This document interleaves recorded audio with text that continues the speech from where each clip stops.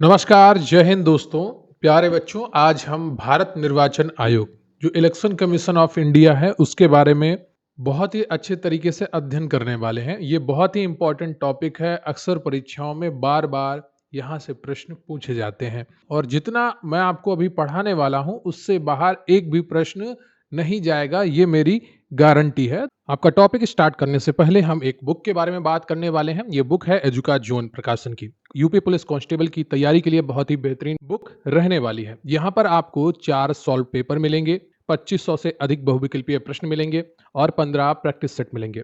According to syllabus होगी, इसकी 100% guarantee book publisher की है। यहाँ पर आप देख सकते हैं आपको 4 प्रीवियस ईयर पेपर मिलने वाले हैं। इसके अलावा आपको 15 प्रैक्टिस सेट मिलेंगे। सभी पेपर और प्रैक्टिस सेट हैं वो सॉल्व मिलेंगे, तो उसकी कोई भी चिंता आपको नहीं होगी कि आपको सोल्यूशन कहाँ से मिलेगा। देख सकते हैं आप यहाँ पर आपको आंसर की दे रखी है और उसकी व्याख्या सहित हल दिया गया है। ना सिर्फ जीएस और हिंदी का बल्कि आपको रीजनिंग का और मैथ का भी सॉल्यूशन पूरा सॉल्व करके दिया गया है। तो बहुत अच्छी किताब है। अगर आप वाकई में अच्छे से तैयारी करना चाहते हैं तो एजुका जोन की ये किताब आप ले सकते हैं। तो शुरू करते हैं आज का ये बेहतरीन टॉपिक। भारत निर्वाचन आयोग ईसीआई एक स्वायत्त संवैधानिक निकाय है, यानी कि ये इंडिपेंडेंट बॉडी है, सरकार के कंट्रोल में नहीं आती है ऐसा माना जाता है। हालांकि नियुक्ति राष्ट्रपति करता है, जो भारत में संघ और राज्य चुनाव प्रक्रियाओं का संचालन करने के लिए उत्तरदायी है। यह देश में लोकसभा, राज्यसभा, राज्य विधानसभाओं, राष्ट्रपति और उपराष्ट्रपति के पदों के लिए चुनाव का संचालन करती है। जो इलेक्शन कमीशन ऑफ इंडिया है वो क्या कौन कौन से चुनाव के लिए संचालन करती है? लोकसभा, राज्यसभा, राज्य विधानसभा, राष्ट्रपति और उपराष्ट्रपति के पदों के लिए चुनाव का संचालन करती है। अब हम बात करेंगे संवैधानिक प्रावधानों की जो इलेक्शन कमीशन ऑफ इंडिया के लिए संविधान में किए गए हैं। भारतीय संविधान के भाग 15 के चुनावों से संबंधित है और इन मामलों के लिए एक आयोग की स्थापना की बात करता है। अनुच्छेद 324 चुनावों का अधीक्षण, निर्देशन और नियंत्रण चुनाव आयोग में निहित होगा। तो जो भी चुनाव आयोग का गठन है वो अनुच्छेद 324 के तहत ही होता है। ये आपके संविधान के भाग 15 में वर्णित है। अनुच्छेद 325 बताता है कि धर्म, जाति या लिंग के आधार पर किसी भी व्यक्ति को मतदाता सूची में शामिल होने के लिए अयोग्य नहीं ठहराया जाएगा, यानी कि भेदभाव को खत्म करने की बात करता है। कौन सा अनुच्छेद? अनुच्छेद 325। अब हम बात करेंगे अनुच्छेद 326 की कि लोकसभा और राज्य की विधानसभाओं के चुनाव सार्वभौमिक वयस्क मताधिकार के आधार पर होंगे। ठीक है, सभी को वयस्क मताधिकार के रूप में इन चुनाव को कंप्लीट करवाना होगा। किसको? लोकसभा और राज्यसभा विधानसभा चुनाव को। ठीक है, तो ये चीज है। अनुच्छेद 327 की बात करें तो विधायिकाओं के चुनाव के संबंध में प्रावधान करने की संसद की शक्ति की बात करता है। अनुच्छेद 327। अनुच्छेद 327 का ही अगला जो भाग है वो अनुच्छेद 328 में लिखा है कि किसी राज्य के विधानमंडल के चुनावों के संबंध में प्रावधान करने की उस विधानमंडल की शक्ति है। क्या शक्ति है? कोई शक्ति है या नहीं है? ये सारी बातें 328 में लिखी हैं कि जो किसी राज्य में चुनाव होते हैं विधानसभा के, वहां का राज्य का विधानमंडल कौन कौन से प्रावधान कर सकता है, इसके बारे में 328 में बताया गया है। 327 में बताया गया है कि विधायिकाओं के चुनाव के संबंध में प्रावधान करने की संसद की शक्ति है। अनुच्छेद 329 कहता है कि चुनावी मामलों में अदालतों के हस्तक्षेप पर रोक, खासकर परमिशन जो परसीमन बनता है तो उसमें अदालतें हस्तक्षेप नहीं कर सकती हैं। ठीक है, बाकी कोई बवाल होता है तो उसके लिए आप कोर्ट जा सकते हैं, लेकिन विशेष तौर पर जो परसीमन होता है उसमें अदालतें बिल्कुल भी हस्तक्षेप नहीं कर सकती हैं।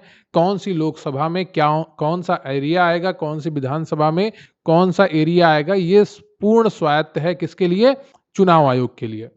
अब हम बात करेंगे निर्वाचन आयोग का इतिहास। तो 25 जनवरी 1950 को भारतीय संविधान के अनुसार निर्वाचन आयोग की स्थापना होती है। ठीक है, 25 जनवरी 1950 को अनुच्छेद 324। देखिए अनुच्छेद 324 है आपका अनुच्छेद, इसको याद करने की एक ट्रिक है। क्या है? न्यूनतम जो उम्र है वोट देने की वो 18 वर्ष है।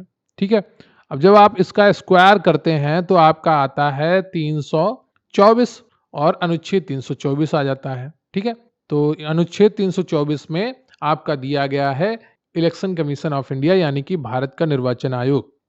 25 जनवरी को अब राष्ट्रीय मतदाता दिवस के रूप में मनाया जाता है। पहली बार 2011 में मनाया गया था। तो 25 जनवरी को राष्ट्रीय मतदाता दिवस क्योंकि 25 जनवरी 1950 में भारतीय संविधान के अनुसार निर्वाचन आयोग की स्थापना हुई थी। सुकुमार सेन भारत के पहले मुख्य चुनाव आयुक्त बने थे। 1951-52 पहले आम चुनाव सफलतापूर्वक संपन्न हुए। प्रारंभ में आयोग में केवल एक मुख्य चुनाव आयुक्त होता था। 1957 में दूसरे आम चुनाव हुए, 62 में तीसरे हुए, 82 में केरल के पारूर विधानसभा क्षेत्र में पहली बार इलेक्ट्रॉनिक वोटिंग मशीन ईवीएम का प्रयोग किया गया। तो 1982 में केरल के पारूर विधानसभा क्षेत्र में पहली बार इलेक्ट्रॉनिक वोटिंग मशीन का प्रयोग किया गया। 1989 16 अक्टूबर को पहली बार आयोग को बहुसदस्यीय निकाय बनाया गया। एक मुख्य चुनाव आयुक्त और 2 अन्य चुनाव आयुक्तों का प्रावधान किया गया। 1990 बहुसदस्यीय निकाय की व्यवस्था समाप्त कर दी गई और यह फिर से एक सदस्यीय निकाय बन गया।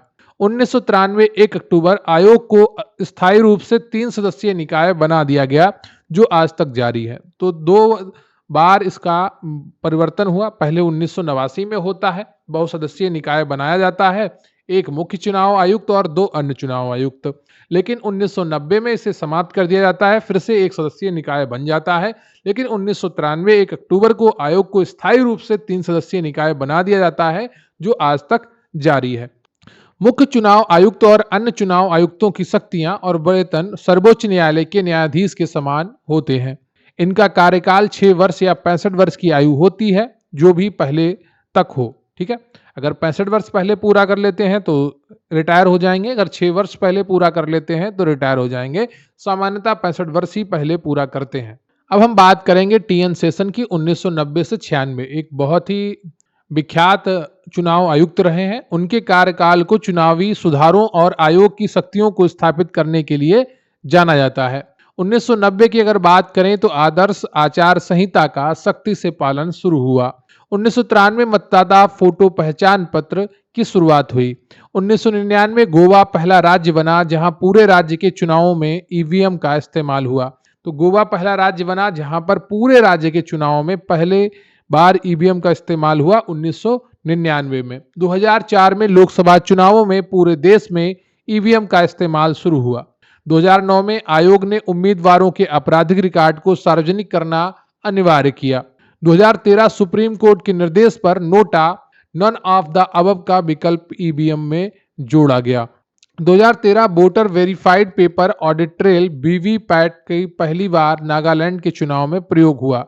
2014 व्यवस्थित मतदाता शिक्षा और चुनावी भागीदारी कार्यक्रम को बड़े पैमाने पर लागू किया गया। 2017 वीवीपैट का उपयोग बड़े पैमाने पर शुरू हुआ और 2019 लोकसभा चुनाव में पूरी तरह से ईवीएम और वीवीपैट के साथ संपन्न हुआ। आयोग ने चुनाव प्रक्रिया को अधिक पारदर्शी और सुलभ बनाने के लिए सी-विजिल और अन्य मोबाइल ऐप्स भी लॉन्च किए हैं। अब हम बात करेंगे चुनाव आयोग की कार्य और जिम्मेदारियों की। सबसे पहले हम देखते हैं इनके प्रशासनिक कार्य। संसद के परिसीमन आयोग अधिनियम के आधार पर देश भर में चुनावी निर्वाचन क्षेत्रों का भौगोलिक क्षेत्र निर्धारित करना, समय समय पर मतदाता सूची तैयार करना और सभी योग्य मतदाताओं का पंजीकरण करना, चुनाव की तिथियां और कार्यक्रम तालिका घोषित करना, राजनीतिक दलों को मान्यता देना और उन्हें चुनाव चिन्ह आवंटित करना किसका कार्य है? चुनाव आयोग का कार्य है, इलेक्शन कमीशन ऑफ इंडिया का कार्य है। राजनीतिक दलों और उम्मीदवारों के लिए आदर्श आचार संहिता जारी करना ताकि कोई अनुचित कार्य ना हो। सभी राजनीतिक दलों के लिए प्रति उम्मीदवार चुनाव अभियान खर्च की सीमा निर्धारित करना और उसकी निगरानी करना। अब हम बात करेंगे सलाहकारी कार्य, advisory function of election commission of India. चुनावों के बाद सांसदों और विधायकों की अयोग्यता के मामलों पर राष्ट्रपति और राज्यपाल को सलाह देना, उन मामलों पर सलाह देना जहां धांधली, हिंसा या अन्य अनियमितताओं के कारण मतदान रद्द करने की आवश्यकता हो। अब हम बात करेंगे इनके अर्ध न्यायिक कार्य। राजनीतिक दलों को मान्यता देने और चुनाव चिन्ह आवंटित करने से संबंधित विवादों का निपटारा करना चुनाव आयोग का कार्य है। इसके लिए आप कोर्ट नहीं जा सकते। चुनावी व्यवस्था से संबंधित विवादों की जांच के लिए अधिकारियों की नियुक्ति करना, आयोग ठहराए गए व्यक्ति की अयोग्यता की अवधि कम करने या हटाने की सलाह देना भी किसका कार्य है? चुनाव आयोग का कार्य है। तो ये महत्वपूर्ण टॉपिक था चुनाव आयोग, जिसमें आपको मैंने ए टू जेड जानकारी पढ़ाई है और उम्मीद करता हूँ आपने क्लास को अंत तक देखा होगा और आपको ये क्लास पसंद आई होगी। वीडियो को लाइक कर लीजिए, चैनल पर नए हैं चैनल को सब्सक्राइब कर लीजिए। बहुत सारे कंटेंट आपको हमारे चैनल पर मिल रहा है और बहुत ही अच्छे तरीके से बड़े-बड़े टॉपिक्स को आपको बहुत ही कम समय में कराया जा रहा है।